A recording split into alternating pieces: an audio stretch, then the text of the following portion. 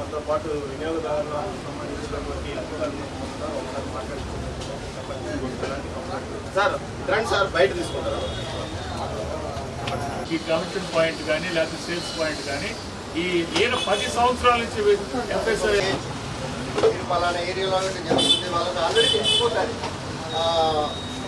పాలులో నీళ్ళు కలపడం, నీళ్ళలో పాలలో ఫ్యాట్ రావడానికి బ్యాగ్ కలపడం, తర్వాత దానికి సాంద్రత పెరగడానికి డౌట్ వస్తే పరిసరాల్లో ఉన్న పబ్లిక్ కూడా వాళ్ళకు తెలిసిపోతుంది. విలేజ్లో ఎవరెవరు పాలు వ్యాపారం చేస్తున్నారు, ఎక్కడ ఏం జరుగుతుందని వాళ్ళకి అటువంటి వాళ్ళు చాలా ఆరోగ్యాన్ని చూసినటువంటి సందర్భాలు చాలా ప్రమాదకరం. వినియోగదారులు కూడా తక్కువ ఉండాలి. మళ్ళీ వెనకాల తీసుకోవాలి. మళ్ళీ అమ్మకు విడిగా అమ్ముతుంది, మరి విడిగా తీసుకుంటారు. అది కూడా చాలా క్వాలిటీ లేనటువంటి గమనించాము. అంటే వినియోగదారులు నమ్మకం సామాన్యుడు బ్రతకలేని స్థితి విషయం స్థితి మనకు తెలుసుకోవటం మీకు తెలుస్తుంది. పరిస్థితులను బట్టి మేము ఆందోళన చెందుతున్నాము. ప్రభుత్వానికి కేంద్రం కూడా రాష్ట్ర వ్యాప్తంగా కూడా మరోపక్క ఇది టెస్టింగ్ చెక్ చేస్తాడు సార్. ఈ పక్కన సబ్స్టాండర్డ్ అయితే చేసుకోవటం ఈరోజు కూడా పాల విక్రయాలు ఎక్కువ సంఖ్యలో అందిస్తున్నటువంటి కేంద్రాలు.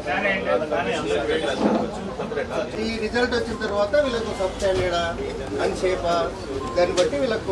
తిరుపతి డిస్టిక్ మొన్న రాజమండ్రిలో జరిగిన మిల్క్ ఇన్సిడెంట్ గురించి రాష్ట్రం మొత్తము ఉన్నతాధికారుల ఆదేశం మేరకు శాంపుల్ కలెక్ట్ చేసి ల్యాబ్ పంపించడము, అలాగే స్పాట్లో కొన్ని టెస్టులు కూడా స్పాట్ టెస్టులు చేయడము. మాకు ఏదైనా డౌట్ వస్తే కూడా ఆ మిల్క్ పారవేయమని చెప్పారు.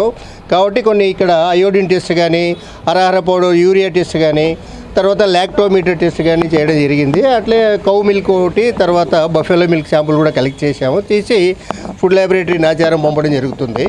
తర్వాత రేపు మర్నాడు కూడా ప్రైవేట్ ల్యాబ్ వాళ్ళు వస్తే దీనికి క్రాస్ చెక్ కోసం కూడా ప్రైవేట్ ల్యాబ్ కూడా ఇస్తున్నాము. Cold chain system పంపించమన్నారు.